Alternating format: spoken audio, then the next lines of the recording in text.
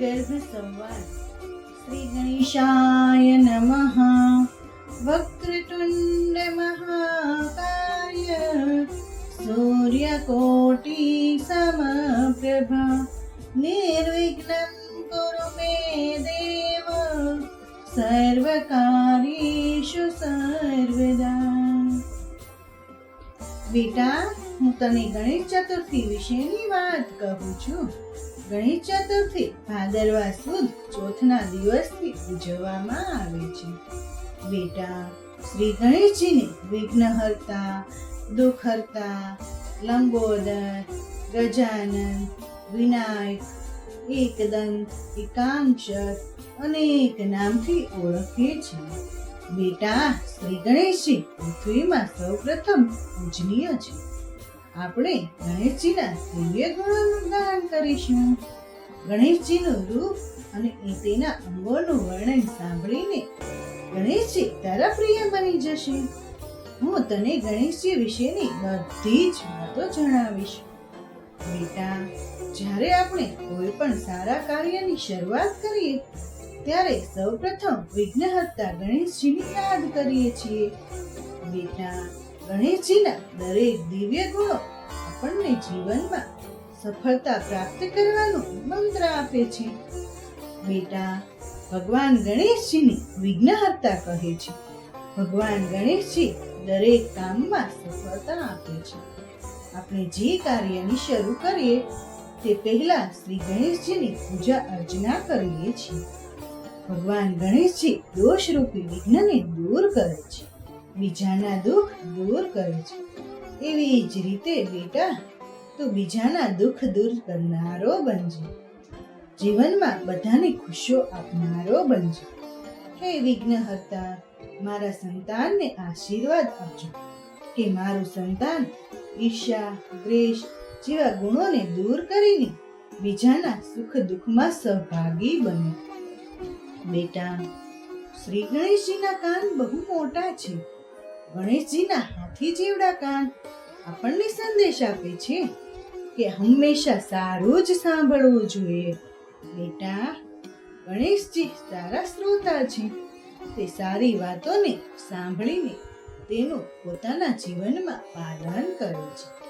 એવી જ રીતે તારે પણ સારા શ્રોતા બનવાનું છે.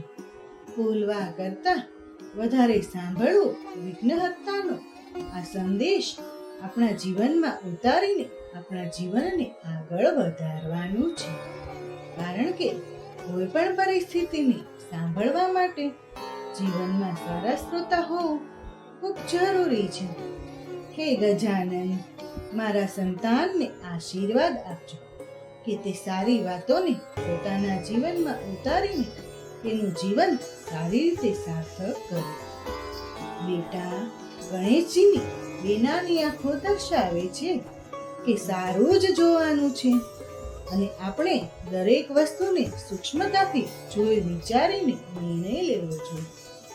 તું નિર્ણય લેવામાં પારંગત છે, દીર્ઘદ્રષ્ટા છે. હે વિઘ્નહર્તા ગણેશજી, મારા સંતાનને આશીર્વાદ આપજો કે તે સારું જ જોવે, બધી જ વસ્તુને સૂક્ષ્મતાથી જોઈ વિચારીને તેનો નિર્ણય સારી રીતે લેવામાં પારંગત અને દીર્ઘદ્રષ્ટ બને. બેટા, વક્રતુંડ ગણેશજીનું મસ્તક મોટું છે. તે દર્શાવે છે કે આપણા વિચારને ઉચ્ચ બનાવી રાખવા જોઈએ. તારે પણ સારું અને ઉચ્ચ વિચારવા વાળા ગણેશજીના આ ગુણને તારા જીવનમાં ઉતારવાના છે. હે ગજાનન, મારા સંતાનને આશીર્વાદ આપજો કે તેના જીવનમાં તે વિચારને ઉચ્ચ રાખે અને સારા વિચારને તેની સાથે રાખીને તેનું જીવન વ્યતીત કરે. બેટા, ગણેશજીનું પેટ ખૂબ મોટું છે. તે દર્શાવે છે કે ભોજનની સાથે સાથે વાતોને પણ પચાવતા રહેવું જોઈએ. દરેક પરિસ્થિતિમાં ખુશ રહેવાનો બોધ આપે છે. બેટા, ગણેશજીનું મોટું પેટ શીખવાડે છે કે પેટમાં કોઈ ઈર્ષ્યા, દ્વેષ અને પાપ નથી. બેટા, તું પણ ગણેશજીની જેમ બધાનું ભલું વિચારવા વાળો બનજે. બીજાના દુઃખને દૂર કરવાના પ્રયત્ન કરજે. અને પરોપકારી બનજે. હે દુઃખ હરતા ગણેશજી, મારા સંતાનને આશીર્વાદ આપજો કે મારું સંતાન તમારી જેમ સારી વાતોને પચાવતા શીખે, ખુશ રહે અને પરોપકારી બને. બેટા, એક દાંત ગણેશજીનો એક દાંત તૂટેલો છે. તે દર્શાવે છે કે દરેક વસ્તુનો કેવી રીતે સદુપયોગ કરી શકાય. બેટા, ગણેશજીએ બાલ્યાવસ્થામાં યુદ્ધમાં તેનો એક દાંત ગુમાવ્યો હતો. એવી જ રીતે તું પણ તારા જીવનમાં દરેક વસ્તુનો સદુપયોગ કરજે. તારું જીવન સારી જગ્યાએ સાર્થક કરજે. તેવી જ રીતે વિનાયક તેની બુદ્ધિને દરેક જગ્યાએ ઉપયોગ કરીને નિર્ણય લે છે. એ જ રીતે તું પણ તારો નિર્ણય સમજી વિચારીને લેજે. હે બુદ્ધિનાથ, મારા સંતાનને આશીર્વાદ આપજો કે તે દરેક વસ્તુનો સદુપયોગ કરે અને નિર્ણય લેવામાં પારંગત બને. બેટા, ગણેશજીની પાસે રિદ્ધિ સિદ્ધિ લક્ષ્મીના રૂપમાં સદાય વાસ કરે છે. તો પણ તે નિરઅભિમાની છે. બેટા, તું પણ નિરઅભિમાની બનજે. તારી પાસે ધન દોલત પૈસા આવે તો પણ જીવનમાં કૃતજ્ઞતાપૂર્વક તારું જીવન વ્યતીત કરજે.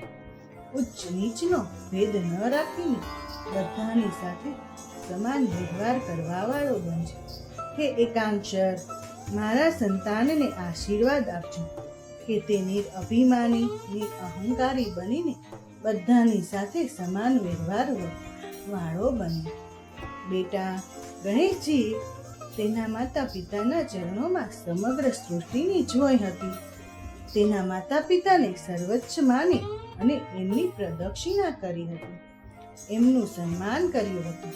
બેટા, તું પણ તારા માતા પિતાનું સન્માન કરજે. તારા માતા પિતાનું નામ રોશન કરજે.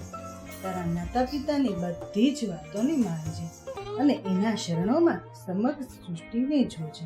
એમની પૂજા કરજે અને તેમનો ખ્યાલ રાખજે. તું પરિવારની ખુશીઓમાં ખુશ રહેજે અને બધાની સાથે હળી મળીને રહેજે. હે વિઘ્નહર્તા ગણેશજી, મારા સંતાનને આશીર્વાદ આપજો કે તે બધાનું સન્માન કરવા વાળો બને. બેટા, તું મંગલમૂર્તિની જેમ વિદ્યાવાન, જ્ઞાની, તેજસ્વી, બળવાન, શાંત છું. તું સર્વગુણોથી પરિપૂર્ણ છું. તારા વિચાર શ્રેષ્ઠ અને ઉચ્ચ કોટીના છે. તું ઐશ્વર્યવાન, બળવાન છે. ગણેશજીની જેમ બધા જ ગુણો તારામાં આવે. હે લંબોદર ગણેશજી, હું બંને હાથ જોડીને વિનંતી કરું છું કે તમારા જેવા દરેક ગુણ મારા સંતાનમાં આવે એવી દયા કરજો કે મારું આવનારું સંતાન બધા જ ગુણોથી પરિપૂર્ણ બને. બેટા, વાસ્તવમાં ગણેશ ચતુર્થી 10 દિવસ ઉજવવામાં આવે છે. ગણેશજીની મૂર્તિને ગણેશ ચતુર્થીના 1-2 દિવસ પહેલા બધા વાજતે ગાજતે લેવા જાય છે. જેમ કે ઢોલ નગારા ડીજે વગેરે વગાડે છે અને ગણપતિ બાપ્પા મોર્યા, ઘીને લાડુ ચોર્યા, મંગલ મૂર્તિ મોર્યા નામના નારા લગાવે છે.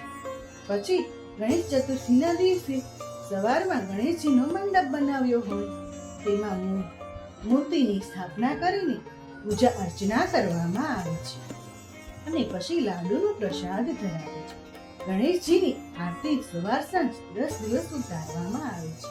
બધા લોકો ખુશખુશાલ હોય છે અને રાત્રે કાર્યક્રમો કરવામાં આવે છે. ઘણા લોકો શેરી અને મહોલ્લામાં ગણપતિ દાદાને જોવા નીકળી જાય છે. ધામધૂમથી 10 દિવસ ગણપતિ દાદાનો ઉત્સવ મનાવવામાં આવે છે. જ્યારે અનંત ચૌદશના દિવસે તેને પાણીમાં પધરાવવામાં આવે છે. ત્યારે બધા પૂજા અર્ચના કરી અને પછી કાર્યક્રમો કરે છે અને ગણપતિ દાદાને ગાજતે ગાજતે પધરાવી દે છે અને ગણપતિ બાપ્પા મોર્યા, ઘીને લાડુ ચોર્યા, મંગલ મૂર્તિ મોર્યા નામના નારા લગાવે છે. પછી બધા પ્રસાદ લે અને ગરબા રમે છે. બેટા, આવી રીતે ગણેશ ચતુર્થી ઉજવવામાં આવે છે. બેટા, આપણે પણ ગણેશ ચતુર્થીનો ઉત્સવ મનાવીશું.